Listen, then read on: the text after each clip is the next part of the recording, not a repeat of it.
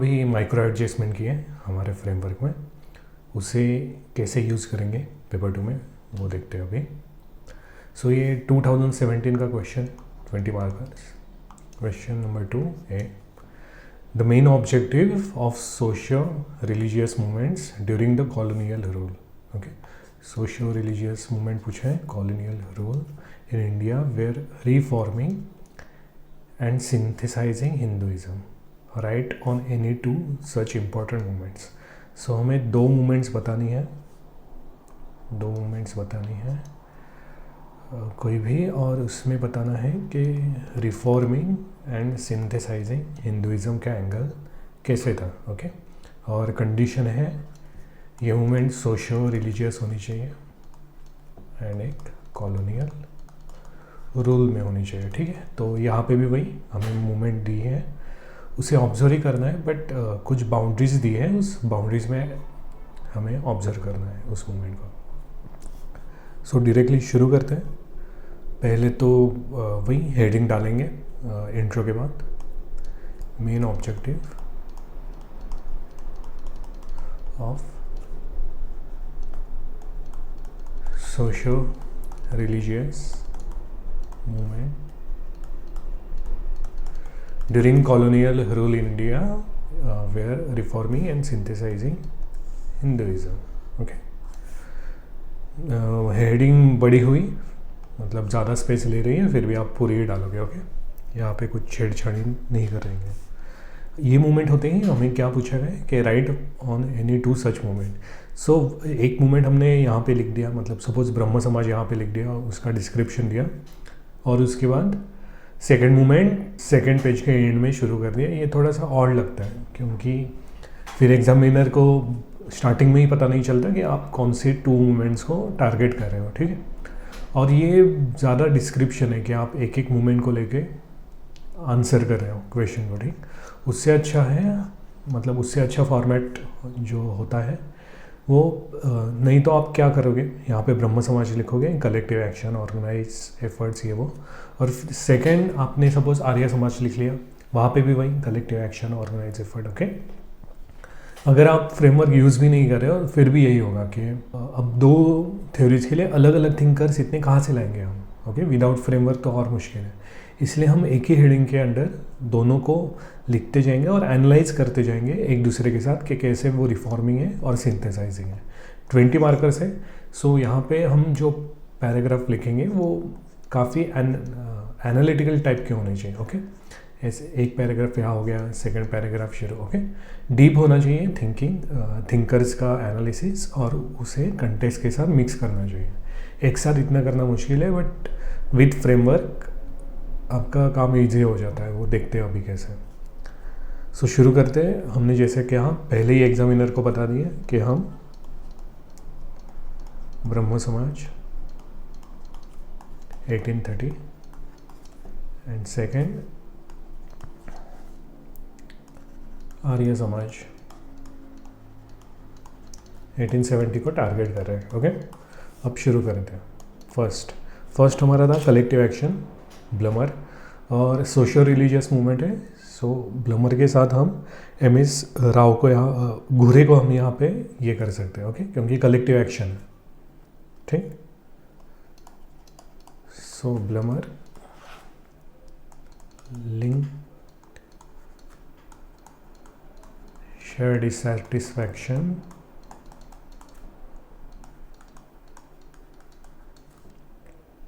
to mobilization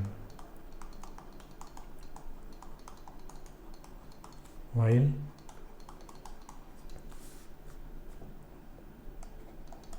Ghure's Indological view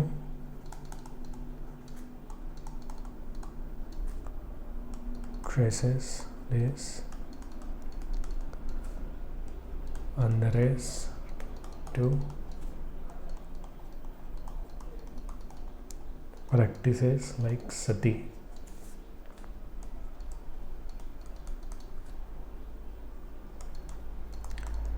Vida operation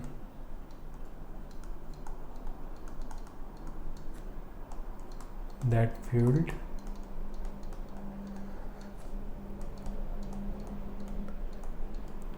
Brahma Samaj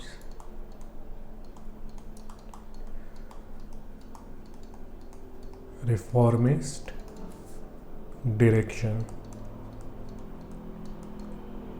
and to cast rigidity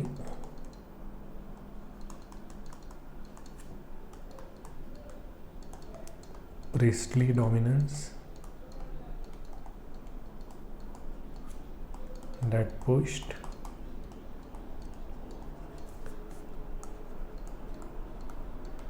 Arya Samaj towards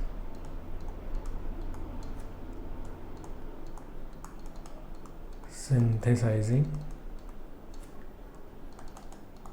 Hinduism through Vedic purification. Okay, so 20 markers में हमने just thinkers या context दे के नहीं छोड़ा, हमने अच्छे से एक्सप्लेन किया है.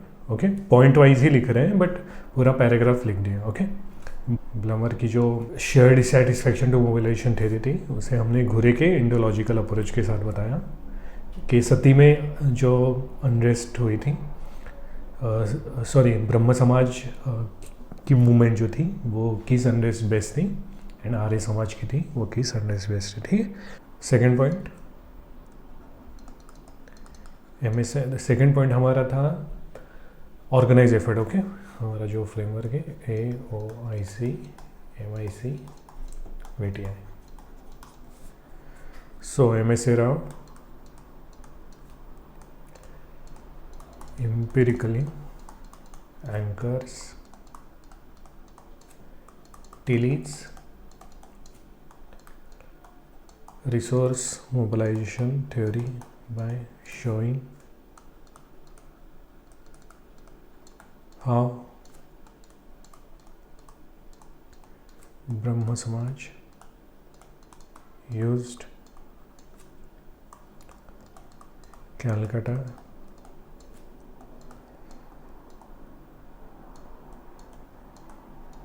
Bhadralok नेटवर्क न्यूज़पेपर जैसे संमत,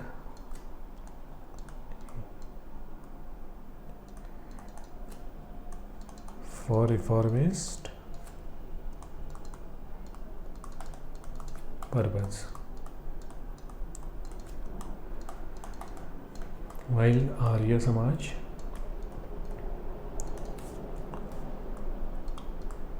mobilized through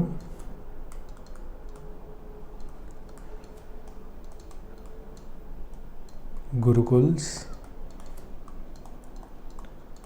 Shuddhi Sabhas for revivalist activism.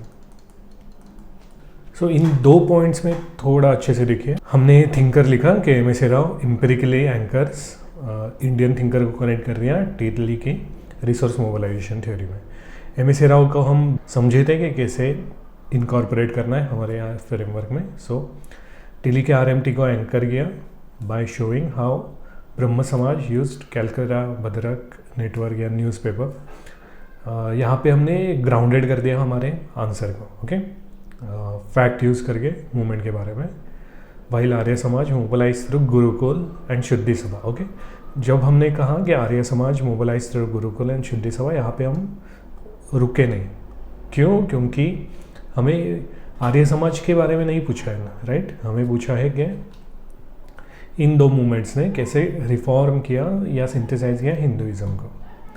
सो आगे भी लिखेंगे कि फॉर रिवाइवलिस्ट एक्टिविज्म, ठीक है, जो उसका नेचर था.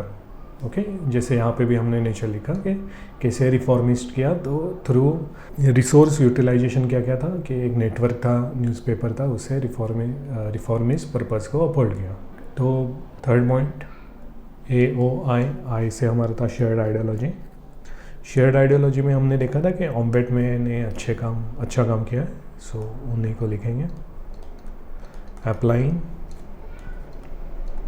और ये जब हम पॉइंट्स मतलब खासकर 20 मार्कर्स में जब हम पॉइंट्स और प्लस पैराग्राफ दोनों को ऐड करके लिख रहे हैं स्पेसिफिकली पेपर 2 में, तब थोड़ा फील करके लिखा करो। मतलब ऐसे कि आप एग्जामिनर को समझा रहे हो एक्चुअल में कि आर्य समाज ने या ब्रह्म समाज ने कैसे हिंदुइज़्म को सिंथेसाइज किया। ओके, बस हमारी जो इन्फॉर्मेशन है वो डालते मत जाओ, अच्छे से ऑर्गेनाइज करके लिखना ज़रूरी है, जो काफ़ी आसान है अभी फ्रेमवर्क से।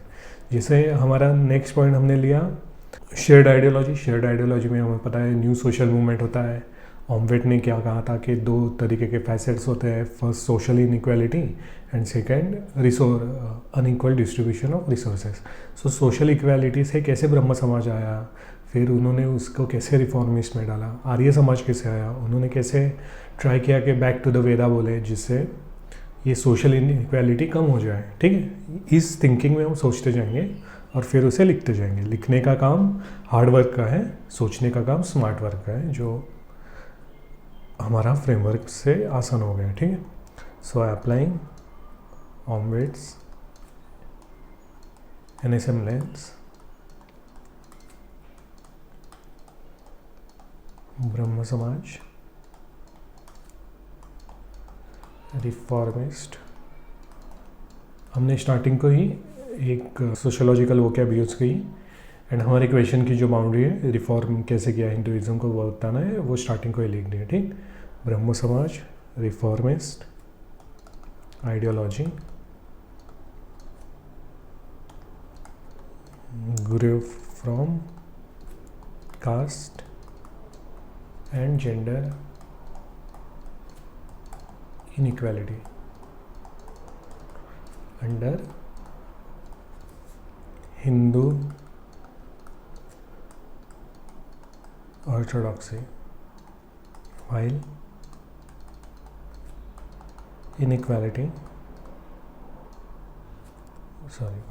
Arya Samaj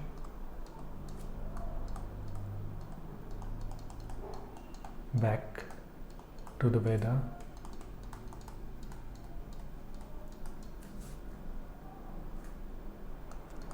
slogan grew from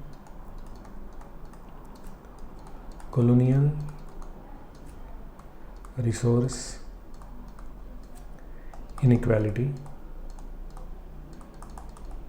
and injured cultural self dignity. Okay, so Omvedt के हमने दोनों यूज़ कर लिए, एक तो रिसोर्स इनइक्वालिटी क्या थी और सोशल इनइक्वालिटी, उससे न्यू सोशल मूवमेंट का बेस बनता है, ये ऑमवेट ने बताया था। ओके, सो हमने ये भी यूज़ कर लिया, मतलब हमारे 4 पॉइंट्स अच्छे से हो गए, एनालिसिस भी है और फर्स्ट ग्लांस में देख के ही हमें समझ में आ रहा है कि मतलब कोई भी अगर क्वेश्चन पढ़ मतलब आंसर पढ़ने जाएगा तो समझ में आएगा कि क्या हो रहा है। ऐसे नहीं कि ऊपर ही चल रहा है अपना सब, कि कहीं से भी कुछ भी एरो बना के या डायग्राम बना के हम कर दें। ओके, सो 4 पॉइंट हमारा था AOIC, मतलब डिज़ायर फॉर चेंज हमें दिया था स्मेल्सर ने। ठीक, सो स्मेल्सर्स जनरलाइज बिलीफ अपीयर्स इन, यहाँ पे सोशल रिलीजियस के लिए हम अंबेडकर जी का इनकॉर्पोरेट किए थे फ्रेमवर्क में, बट ये बहुत पुरानी मूवमेंट्स है, मतलब हमने जो ली है अभी, तो थोड़ा सा मिसमैच लग सकता है। सो अंबेडकर जी को इस क्वेश्चन के लिए हम अवॉइड करेंगे। ओके, बट स्मेल्सर को रखेंगे क्योंकि एक जनरल थ्योरी है, ये कहीं पर भी यूज़ हो सकती है। और ऊपर 2-3 बार हमने इंडियन थिंकर्स भी यूज़ कर ले, तो पेपर 2 की स्पेसिफिक डिमांड तो हो गई है अभी तक match. So Smelser generalise belief appears in Brahmo Samaj where sati ideal worship created the necessity. Okay, आप देख रहे हो स्मेल्सर ने हमने जनरलाइज बिलीफ में देखा था necessity and possibility.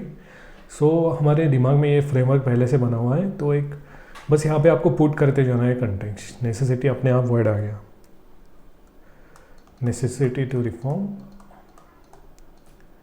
Hinduism. Okay, जो हमारा क्वेश्चन था डायरेक्ट हमने लिंक कर दिया।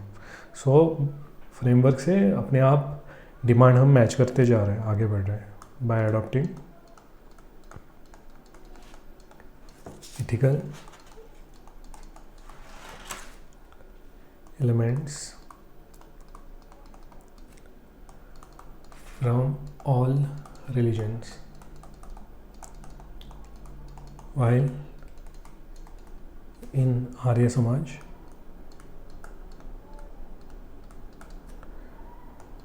the colonial critique of Hindu weakness, जैसे हमने देखा था वो white man's burden, okay, generated collective necessity for Vedic purification. Okay, so necessity word हमें पता था, तो नेसेसिटी क्यों पैदा हुई और ये मतलब ऑर्गेनाइजेशन ने जैसे ब्रह्म समाज या आर्य समाज वो कैसे फुलफिल कर रहे हैं, जैसे वैदिक प्यूरिफिकेशन वो बताते जा रहे हैं as a means to restore self dignity and synthesise.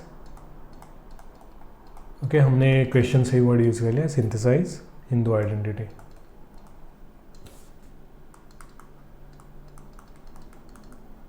Okay, so जो अब हमारे 4 पॉइंट अच्छे से हो गए, पैराग्राफ में हमने लिखा है, और शुद्धि मूवमेंट हो गया, गुरुकुल हो गया, या फिर सती मूवमेंट, भद्रलोक, न्यूज़पेपर, हमने सब कंटेक्स्ट अभी तक यूज़ कर लिया है। ठीक है, सो ये जो 4 पॉइंट्स हैं उनमें ही अपना काफ़ी अच्छा हो गया। आप आगे अगर स्पेस हो तो लिख सकते हैं कि नॉन इंस्टीट्यूशनल मेथड्स कैसे यूज़ हुई है आइडेंटिटी फॉर्मेशन, या स्टेटस इनकन्सिस्टेंसी में ब्रूम्स एंड लेट्सकी काम बताएंगे कि मतलब एक इमेज जो बन गई थी कॉलोनियल टाइम पे हिंदुइज़्म की, कि वीक है ये वो, बट हमारे जो स्क्रिप्चर्स थे, थिंकर्स थे, उन्होंने अपहोल्ड किया था इंडियन सोसाइटी को, तो एक स्टेटस इनकन्सिस्टेंसी पैदा हो गई थी इंडियंस में, उसकी वजह से मूवमेंट आगे गई। ये सब आप लिख सकते हो, ठीक है। या अल्टरनेटिव विजन रडोल्फ का हमने जो देखा था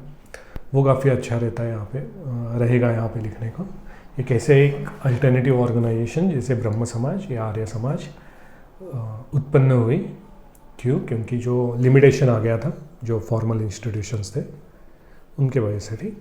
बट यहाँ पे दिक्कत जो मैं बताना चाह रहा हूँ एक्चुअल में कि AOIC में ही अपने अच्छा खासा कंटेंट बन चुका है, और ये हमारा अराउंड जब हमने लिखा ये कंटेंट तो ऐसा कुछ दिखता है, और first page, second page, okay, क्योंकि हेडिंग हमारी बड़ी थी, 20 मार्कर्स है, तो हमें थोड़ा इंट्रोडक्शन भी अच्छा खासा देना पड़ेगा। एंड थर्ड पेज में हमारे यहीं पे हो जाते हैं 4 पॉइंट्स खत्म, ओके। सो इसके बाद अगर हम आगे का लिखने जाए नॉन इंस्टीट्यूशनल मेथड से वो, ओके, तो हमारा दूसरा एंगल बताने को हमारे पास स्पेस नहीं रहेगा, और हमारा कंक्लूजन भी कुछ यहाँ से शुरू होगा। इतना ही कंक्लूजन अच्छी बात नहीं 20 मार्कर्स में, क्योंकि हमें सिंथेसाइज दिखाना ज़रूरी है, और सिंथेसाइज दिखाने के लिए हमें एक एंटीथेसिस दिखानी ज़रूरी है। तो हमने यहीं पे छोड़ दिया, मतलब 4 पॉइंट्स में ही हमने कवर अप कर दिया, ओके। अच्छे पॉइंट्स बने हुए हैं पूरे, थोड़ी लेंथ ज़्यादा है, बट हर एक पॉइंट में हम 2 ऑर्गेनाइजेशन को कनेक्ट कर रहे हैं, तो ये 4 नहीं, टोटल 8 पॉइंट्स हमने लिखे हैं, ओके। और टोटल थिंकर्स भी हमने अच्छे खासे डाल दिए। उसके बाद हम डाल देंगे लिमिटेशन, कि ठीक है ये मूवमेंट ने कि ये किया, बट एक एंटीथेसिस में बताएंगे कि कैसे कम्युनल टर्न लिया या फिर कैसे स्प्लिट हुआ, और उसके बाद हम क्लोज कर देंगे आर्गुमेंट दोनों सिंथेसाइज करके, ठीक है। सो ये फॉर्मेट अच्छा रहेगा, इसलिए अब हम जो हमने कहा कि आगे अगर आपको लिखना है MICBTI सिंपल पॉइंट्स है, आप तो लिख सकते हो, बट स्पेस ही नहीं है आपके पास। ऐसे नहीं, कुछ ऑप्शनल में 20 मार्क्स के लिए 4 पेजेस मिलते हैं, वहाँ पे ये स्कोप रहता है, बट यहाँ पे 4 पेजेस नहीं है। ओके, सो कंप्लीट हुआ हमारे जब। और मतलब अगर आपको देखना ही है तो आउट ऑफ 20 14.5 मार्क्स बहुत अच्छे। एक्सेप्शनल थ्योरेटिकल इंटीग्रेशन या synthesis of western and Indian, पहले तो हमें यही होता था कि पेपर 2 में थिंकर कैसे डाले, बट हम यहाँ पे एक स्टेप आगे गए, थिंकर्स डाले, और सेकंड स्टेप भी हमने ली कि सिंथेसाइज कर दिया है दोनों को, थिंकर्स को। ठीक, इसके वजह से मैक्रो माइक्रो दोनों व्यू आ गए। ओके, और एम्पिरिकल ग्राउंडेड हमने कहा कि ग्राउंडेड रखना है पेपर 2, उसका ये फ़ायदा, ठीक, कि मतलब अच्छा रहता है। और एक चीज़ के हिस्टोरिकल डिस्क्रिप्शन जैसा नहीं लगा हमारा क्वेश्चन। ओके, क्योंकि हमारे पास पहले से सोशियोलॉजिकल था, तो हमें पता था कि बस हिस्ट्री को पुट कैसे करते हैं ना कंटेक्स्ट में। ठीक, जो इम्प्रूवमेंट की भी पॉइंट्स हैं वो ज़्यादा कुछ थोड़े तो रहेंगे ही कि यहाँ वहाँ, क्योंकि लिमिटेड स्पेस है, सब कुछ हम नहीं डाल सकते, थोड़े रहेंगे, बट ओके ही है। ठीक, सो हम जैसे कहा था कि नॉलेज स्टफिंग में ज़्यादा भरोसा नहीं करते, नॉलेज जितना है काफ़ी है, अब उसको ऑर्गेनाइज कैसे करना है वही देखेंगे। ठीक, सो नेक्स्ट क्वेश्चन की तरफ चलते हैं हम।